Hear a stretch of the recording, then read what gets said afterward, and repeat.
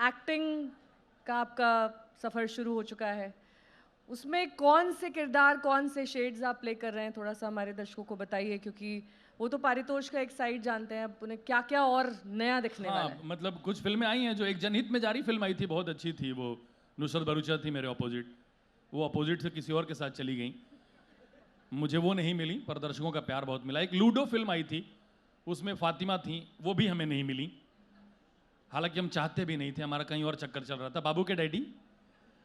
और अभी एक वनवास आई थी नाना पाटेकर जी की फिल्म, में उनका बेटा बना था, बोलते बोलते उनकी ऐसी आवाज़ हो गई ना। कमाल है ज़िंदगी, आप देखिए, एक लड़का देवरिया में, एक लड़का गोपालगंज में, कभी अपने ननिहाल कभी अपने ददियाल जाता है और 3 रुपए में और 4 रुपए में नाना पाटेकर के डायलॉग सुनाता है, आ गई मेरी मौत का तमाशा देखने। और ज़िंदगी ऐसी करवट लेती है कि उसके 15-18 साल बाद वो नाना पाटेकर के बेटे का किरदार निभाता है।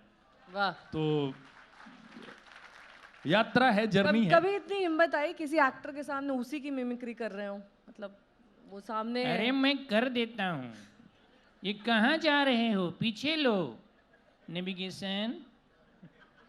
अरे क्या है mimicry Babu, mimicry is the best form of flattery.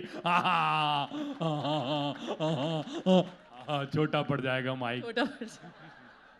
जिंदगी झंडवा, वो कभी कभी हैंग होते हैं ना भैया। हाँ हाँ होता है ये यहाँ कई बार आए हैं मंच पर तो सुना है सबने उन्हें। इधर आके बड़े बड़े हैंग हो जाते हैं, आज तक है महाराज। सवाल ऐसे पूछ लोगे आदमी एकाध जुर्म कबूल कर लेगा जो किया भी नहीं है। आप तो एंकर बनने के लिए तैयार है ना, फिर काहे हमारे प्रोफेशन को इतना दूसरों का भी घर चले।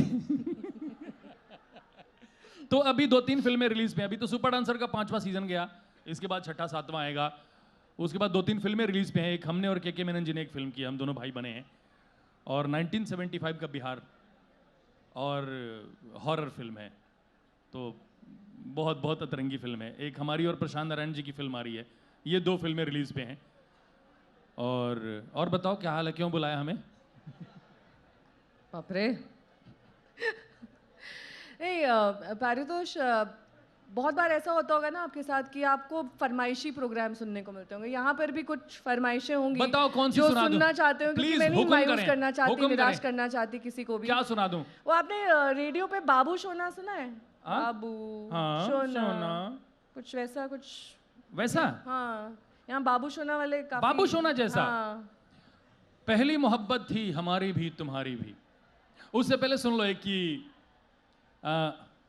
डीजे खुल गया है क्या?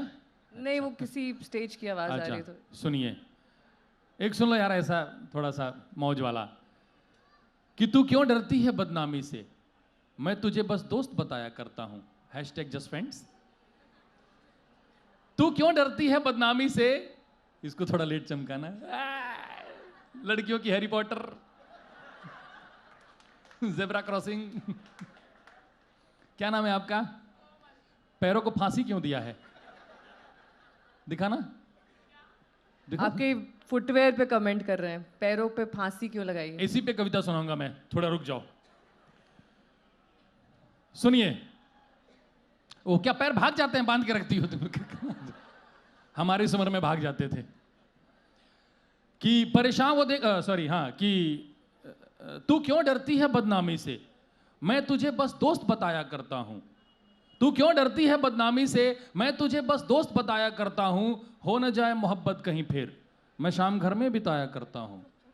हो न जाए मोहब्बत कहीं फिर, मैं शाम घर में बिताया करता हूं, और जाती नहीं है लाली तेरे होठों की मेरे होठों से। कितने बुजुर्ग हैं, ताली बजाओ। बज नहीं रहा है। जाती नहीं है, मैं शाम घर में बिताया करता हूं, जाती नहीं है लाली तेरे होठों की मेरे होठों से, मैं मजबूरी में पान चबाया करता हूं। जाती नहीं है लाली तेरे होठों की मेरे होठों से, मैं मजबूरी में पान चबाया करता हूं, मिटता ही नहीं है तेरा नाम बदन से, मैं टैटू को टैटू से छुपाया करता हूं। वो दीपिका दीदी ने आरके का फूल बना लिया था। मैं टैटू को टैटू से छिपाया करता हूं, और सब खत्म हो गया है बस पागलपन बचा है। सब खत्म हो गया है बस पागलपन बचा है, मैं तुझे रोज याद करता हूं, रोज भुलाया करता हूं, रोज याद करता हूं, रोज भुलाया करता हूं। #JustFriends। #JustFriends। और सुनिए कि एक लाइन सुनिए एकदम से, वो थोड़ा जिम्मेदार सा लगता है, वो थोड़ा जिम्मेदार सा लगता है तो जमाने को गंवार सा लगता है। वो थोड़ा जिम्मेदार सा लगता है तो जमाने को गंवार सा लगता है। जब से हुई है माई रिटायर्ड मेरी, हर दिन उसे इतवार सा लगता है। हर गोत्र का सुना रहा हूं। एक सुन लीजिए कि यहां बिछड़ते हैं वहां मिलते। सुनना, बहुत दिल के करीब ये पोइट्री है। मीना गई ना? सुनो। चली गई हैं। जब से वो गई हैं तब से आपका अंदाज और मूड दोनों चेंज हो गया। अरे मैं देख रही हूँ। किसी ने बाल पंखे में चलाया है 5 पे बांध के। बहुत सारी प्रेम कहानियां हैं जो कॉलेज कैंटीन के बाहर, गेट के सामने, नोट्स बुक को आपस में शेयर करने के दौरान ही खत्म हो जाती हैं। और बहुत सारी प्रेम कहानियां हैं जो वहीं छूट जाती हैं। तो उसी को ट्रिब्यूट है ये। यहां बिछड़ते नहीं आ रही हैं, आप बार बार देख रहे हैं, नहीं आ रही हैं। उनको नहीं देख Don't रहा हूं, worry। वो तो इधर गई, इधर मैं दूसरा देख रहा हूं। एक मेरा दोस्त है, सुनाता है, उसने साथ छोड़ा तो उसकी सहेली पटा ली मैंने। फॉलो नहीं करना। हाँ, उसने साथ छोड़ा तो उसकी सहेली पटा ली मैंने, इस तरह बुझती सिगरेट से दूसरी जला ली मैंने। ये दोनों ही बातें फॉलो मत करना। सुनिए, यहां बिछड़ते हैं वहां मिलते। यार कुछ हाँ हूं करो। यहां बिछड़ते हैं वहां मिलते, जैसे बिछड़ते हैं वैसे कहां मिलते। यहां बिछड़ते हैं वहां मिलते, जैसे बिछड़ते हैं वैसे कहां मिलते।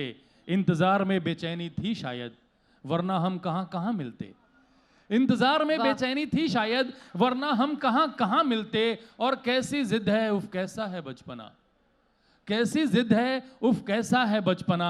वो मिलते तो हैं पर तबीयत से ना मिलते।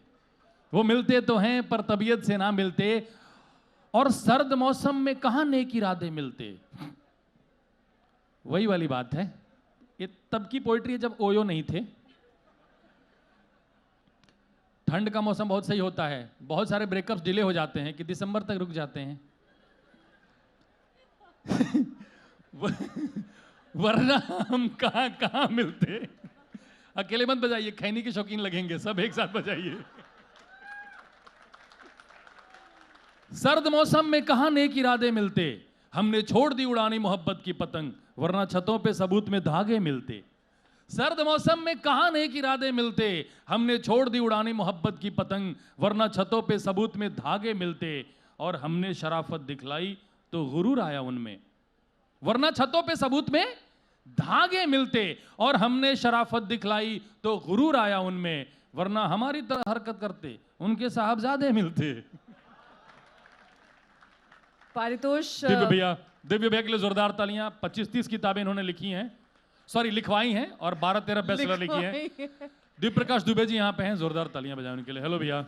ये ऐसे खुल के हर चीज नहीं कहते हैं, आप बाद में भी कह सकते थे ये बात। कौन सी? यही जो लिखवाई है वाली। मुझे लगा सर्द मौसम पे हैं आप। नहीं सर, तो मैं की किताब पे है। अब आपकी किताब का विमोचन बचा है। जी, बचा है क्या मतलब?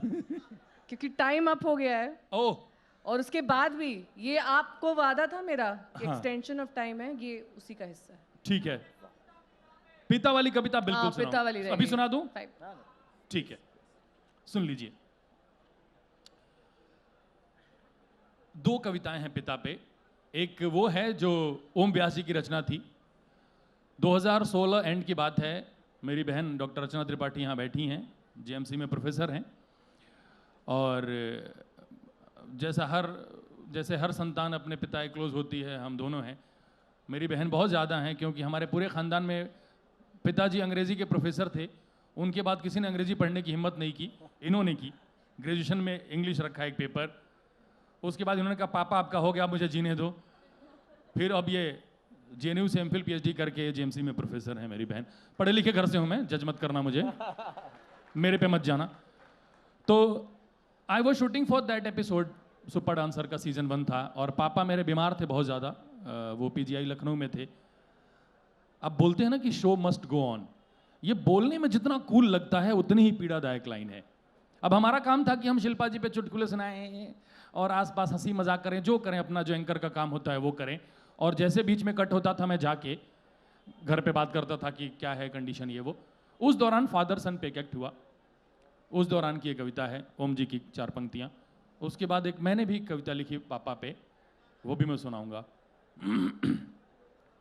पिता रोटी है, कपड़ा है, मकान है। किसको किसको याद है? Thank you. पिता रोटी है, कपड़ा है, मकान है। पिता नन्हे से परिंदे का बड़ा आसमान है। पिता रोटी है, कपड़ा है, मकान है। पिता नन्हे से परिंदे का बड़ा आसमान है। पिता है तो घर में प्रतिपल राग है। पिता से माँ की चूड़ी, बिंदी और सुहाग है। पिता है तो बच्चों के सारे सपने हैं। पिता है तो बाजार के सब खिलौने अपने हैं। उसके बाद मैंने एक पिता पे कविता लिखी, 4-6 लाइन की है। शुरू की 6 लाइनें जो हैं वो तब की हैं जब पापा थे, और लास्ट की 4 लाइनें तब की हैं जब पापा चले गए। सबसे पहले पंकज त्रिपाठी जी ने पढ़ी थी ये कविता, उनके पिताजी का देहांत हुआ था, उसके बाद उनका इंटरव्यू था। सुनिए बाप को कैसे मैंने, डोंट क्राई है, don't cry otherwise I will stop. Thank you. जो बिना आंसू बिना आवाज के रोता है वो बाप होता है। जो बिना आंसू बिना आवाज के रोता है वो बाप होता है। जो बच्चों की किस्मत के छेद अपनी बनियान में पहन लेता है वो बाप होता है। मां रखती है कोख में 9 महीने हमें, सच है मां रखती है कोख में 9 महीने हमें, पर 9 महीने जो दिमाग में ढोता है वो बाप होता है। घर में जब सबके नए जूते आते हैं बाप के तलवे घिस जाते हैं। घर में जब सबके नए जूते आते हैं बाप के तलवे घिस जाते हैं। जो अपनी आंखों में दूसरों के सपने संजोता है वो बाप होता है। बाप निवाला होता है, बाप रखवाला होता है। बाप निवाला होता है, बाप रखवाला होता है। बाप अपनी औलाद से हार के मुस्कुराने वाला होता है। बाप करता है, कहता नहीं। बाप निवाला होता है, बाप रखवाला होता है। बाप अपनी औलाद से हार के मुस्कुराने वाला होता है। बाप करता है, कहता नहीं। जब बाप समझ में आए तब तक वो पास रहता नहीं।